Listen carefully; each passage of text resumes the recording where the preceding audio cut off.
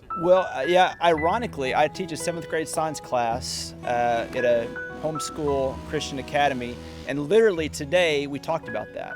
And you didn't even know that. We talked about how God in Genesis gave dominion of man over the earth, but as a part of that, dominion, like a king is supposed to take care of his people underneath him, we're supposed to also take care of the earth that God has given us dominion over also. And so we have to be responsible. Not to be responsible, to be wasteful is not what God's about. He's about using the resources as He intended for us to, but also to take care of those for future generations, I believe. I've always felt very similar, like the purest form of God's power. The sun powers everything on earth. The plants grow from the sun. The animals eat the plants, and then we eat everything. And so we're really distilling down to one of the purest, truest forms of power. A lot of folks will argue, well, it just is going to take so much mining, and how impactful to the earth is it to mine all this stuff? I think the perspective that a lot of folks are missing there is most all of the materials, like over 95% of the materials in solar panels, in batteries, are recyclable at the end of the useful life of this equipment. And so in 25, 30 years, when this stuff is bugging out, we're going to be able to recycle that. We're going to get the lithium in the battery.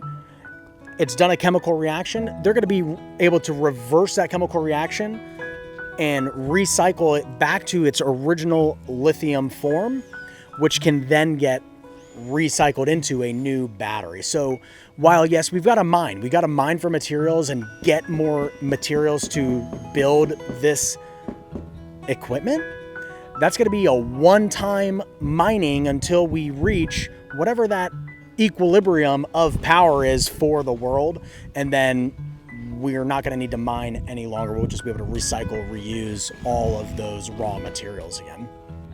Well, I would think initially, nonprofit, through perhaps some of the programs that are already there, which we talked about the other day, potentially that others would grab a benefit, but then pass that benefit on to a church, ultimately then saving money for the people who are giving and sacrificing to give towards the church ministries.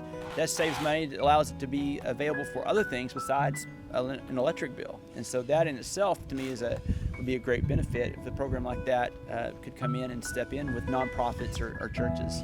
We use a lot of electricity at our church, lots and lots. And so any savings would be huge and be awesome. That's really interesting. So yeah, if a congregation were able to eliminate the operating expense of the utility bill, you'd just be able to refocus those dollars towards the mission, right? Absolutely. The electricity helps you get to the mission because people don't want to go sit in a 100-degree building to hear the good word. But so that's interesting. There are definitely some unique plans out there. Same way that we pre-applied the value of the tax credits here, that could be an available option on a nonprofit. There's definitely churches around the nation that have done it. There are municipalities and school districts that have solar powering those facilities.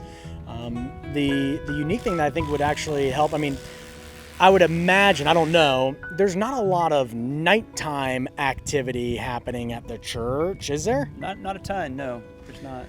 So most of the time when the building and the facilities are using electricity is during the day. Anybody's guess, roll of the dice, whether the sun is shining that day or not, right? That's going to vary, be anecdotal. But because of that, that just means that you're not importing electricity at night, or not very much of it, maybe the refrigeration and things like that. If I had to guess, a church or a schoolhouse is not going to require a huge battery solution because you're not really using it at night. Instead, it would just be sunshine during the day, most of the time when folks are there, and then some small batteries to power refrigeration. Things are just always a security system, something to that effect.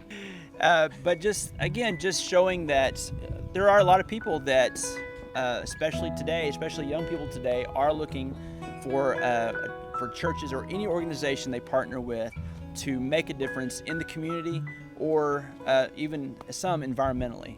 And so in our area, honestly, one of those could be recycling, which doesn't hit solar, but that's not readily available for big groups and things like that. It's a much harder thing for those. But if they did see a church with a solar solution, or even just promoting that, perhaps for their constituents, their congregation, then that could key other people into saying, okay, they're more than just about themselves. That's what a lot of people are. Everyone's about themselves, but when they see a group where there's a church or a school or a community putting something benefit towards others, whether it's the environment or other people, they appreciate that. And they do want to be a part of something like that along the way. Well, I would say, number one, I would just say Nick has been so responsive on things. I've been very impressed by that. He's probably not impressed with my responsiveness a couple of times, but he's been very responsive, very, very respectful. We went at it a couple times just on number stuff and on some things. I have some previous knowledge from my 7 years of talking to people about some things. But it was always that we came back and continued the discussion, the conversation. And also, I mean, the fact that he called me back in January after we had talked earlier, and I told him my tax situation and something new came available to help with that. And so he kept that in the notes, and they called back and mentioned that very thing. And it's like, oh wow, great! Well, let's talk. Let's definitely see what could happen along the way. And again, with the Solar Scouts, I appreciate that Nick is the CEO, right? Owner, CEO of the company, and yet he is so responsive. And he's here today with the install.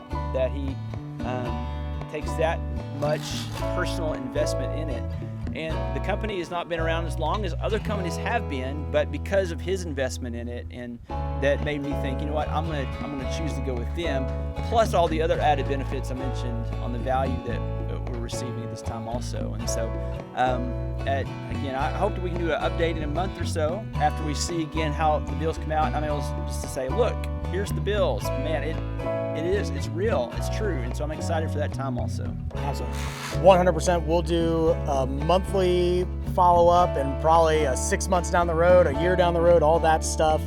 And then you inspired me real quick, so I'm going to do a sign-off, and then so hey, we're in Fort Worth, Texas. We're installing a little over a 13.5 kilowatt solar system with a Tesla Powerwall 3. We're going to do updates along the way with Ben, and that way you could track his journey to see the proof in the pudding there. And so that's exactly what we want. And Ben, I really appreciate you and your time. And appreciate you, Nick. Thank you.